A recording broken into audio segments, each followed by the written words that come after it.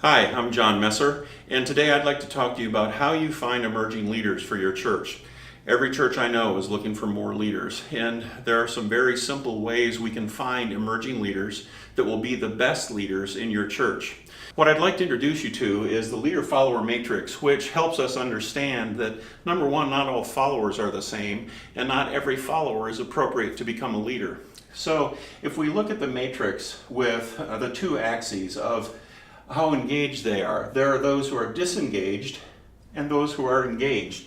And when we say engaged, we're talking about with the mission, vision, values, with the leaders of the church. The other axis is their willingness to be critical thinkers. There are those who are non-critical thinkers. They're more dependent on other people's opinions, other people's ideas. And then there are those who are independent critical thinkers. That's characterized by people who are willing to ask questions. Why that? Why this? Why do we do what we do? What's the purpose of what we're being asked to do here? Those are critical thinkers. They're not people who blindly follow a leader simply because they're a leader. Their willingness to ask questions, even of the leaders. So if we use that matrix with those two axes of engagement and critical thinking, what we find is there are at least four kinds of followers. The first kind is passive. A passive follower is one who is not thinking critically. They don't ask why questions. They're really not even interested because they're disengaged with the vision, mission, and values of the church. They just follow and they don't ask questions. Conformists are very engaged with the vision, mission, and values. They're engaged with the leaders, but they don't ask hard questions. They don't ask why. They don't wonder the purpose of something. They just follow. They're conformists. They're okay, but they don't ask hard questions. Now, those who are critical thinkers but disengaged are alienated. They ask lots of questions. They tend to be very negative. Perhaps they've been hurt, but they're alienated followers, and those are not people we're looking at to be leaders in the church. So when we're looking for leaders, what we're looking for are people who are very engaged with the vision, mission, and values of the church, who are engaged with the leaders of the church, and those who are willing to ask hard questions, willing to be independent and critical thinkers. They're the ones who come up to the pastor and say, "Pastor, I like what's happening, but can you tell me what's the purpose of what we're doing here? Why do we worship this way? Why is it that you said this?" They're willing to take the risk of asking a question that maybe is uncomfortable for some people. Those followers are known as exemplary followers. And exemplary followers are the people that you're looking for to be the next leaders in the church. Why? Well, because if you outline the necessity of emerging leaders, you would look for people who are engaged, you'd look for people who are thinkers, and you'd look for some other characteristics which we'll talk about in just a moment. I want to highlight one other category of follower for you that is actually right here, right in the center.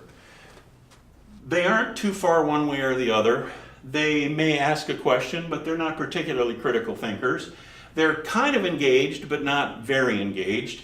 And this group that has firmly staked out the middle are known as pragmatists.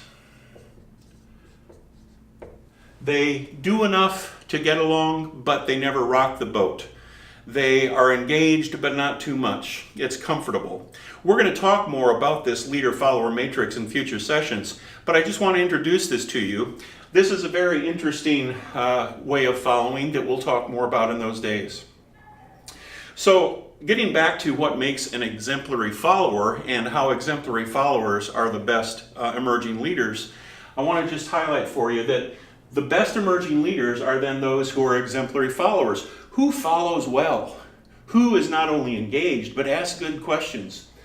They're critical thinkers. They're not afraid to ask the why questions, the purpose questions. They're not afraid to confront leaders about the purposes of what's going on in the church. They're very engaged in the vision, the mission, and the values of the church, and they probably have contributed ideas, questions, or concepts to the leaders in the past. The biggest ID, the biggest way you can identify an exemplary follower is that they're the ones who are willing to take risks. They're risk takers in the sense that they're not afraid to ask hard questions. They're not afraid to confront leaders when they think something's wrong. and they're willing to engage in conversation. They're willing to contribute their ideas, whether they're accepted or not. And they're innovative people. They're willing to suggest maybe there's a better way. Why are we doing this the same way we've done it for the last 20 years when we could be trying something new? There are also people who are willing to experiment. They aren't afraid to say, let's try something for 6 weeks, and if it doesn't work out, we won't do it anymore. These are the people that you're looking for when you're trying to identify who your emerging leaders are. And if you look at these categories of qualifications and traits for emerging leaders, you'll find that you'll be working with a group of people who will make excellent leaders, whatever ministry God calls them to. Thanks. We'll see you next time.